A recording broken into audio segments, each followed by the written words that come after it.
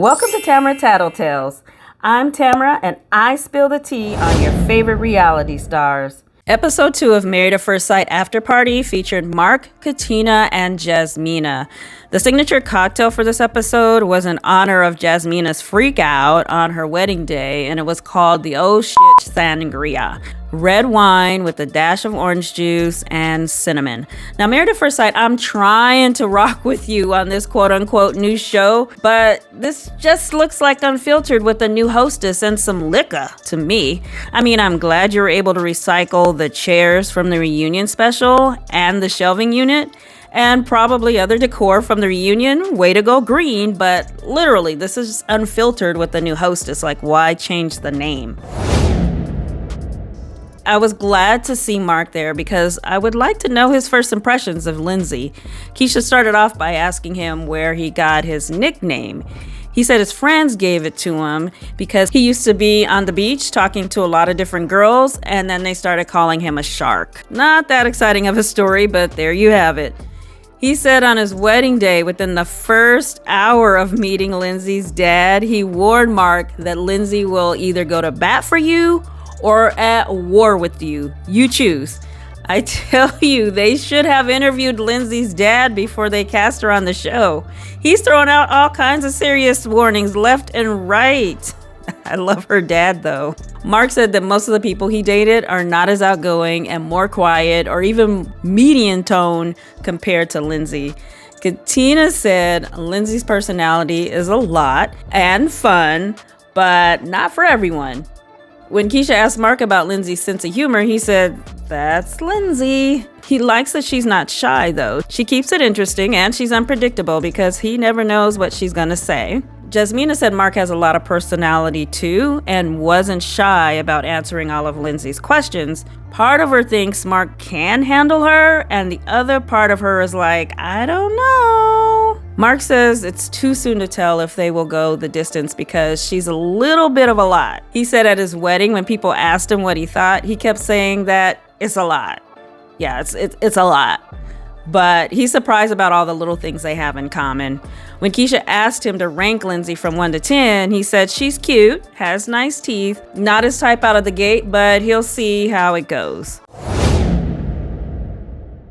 Now, Katina said she thought her wedding day would go by faster and thought she would be able to talk to her husband more, and she hoped to be able to enjoy the wedding more than she did. Her first impression of Olajuwon, she thought he was handsome, and she could tell that he had a nice body under that tux, and she liked his tattoos. She thought he was attractive, and when Keisha asked what she thought of him from a 1 to 10, she gave him a 10, like without hesitation. She was like, 10! Keisha asked her about her cooking skills because her reaction at the wedding made it seem like that she couldn't cook. Katina was like, okay, my cooking's not that bad. I can make some baked mac and cheese and chicken, and you can survive on my cooking. It's just that I'm not a pro. Okay, good luck with that, Olajuwon. When Keisha asked her if Olajuwon was who she envisioned, she said no. She thought she would get someone who was 6'3" with Michael B. Jordan type vibes, but personality-wise, yes. She asked for someone who knows how to hold a conversation, and he definitely does. She says it's not gonna be boring with him. Keisha asked her about her freak out on her wedding day. She said she was good until she put on that wedding dress, and that's when it got real and caused her to get emotional. She said she had a long wait before she walked down the aisle, and she said waiting made her close to being a runaway bride. When Keisha asked her how she felt after she saw Michael, she said she was fine when she finally saw him. She got emotional as she was walking down the aisle because she heard Michael's sister say, "What a pretty dress." Her own family hated that dress, and she was afraid his family would hate it too, so it made her feel good to hear them say that, and that's why she started crying. Her family didn't like the dress because they didn't think it fit her personality.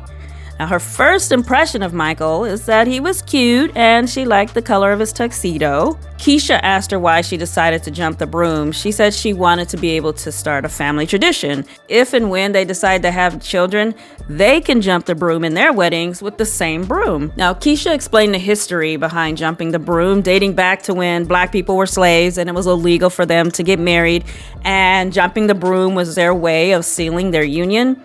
Mark's face while she explained it. Now, I know he has resting shock face, but the way he was looking at Keisha while she explained the history was like, damn, I didn't know it was that serious. Anyway, Jasmina doesn't mind the fact that Michael doesn't watch TV because they will never fight over the remote. I don't know about that, Jasmina. He might fight for it to turn off the TV. When Keisha asked her for her rating of Michael from 1 to 10, she said, I see why they put us together. Great first impression, and I hope the person I'm getting today is the person I get in the future. Now, I don't know if she ever gave a number from 1 to 10. If she did, they didn't show it.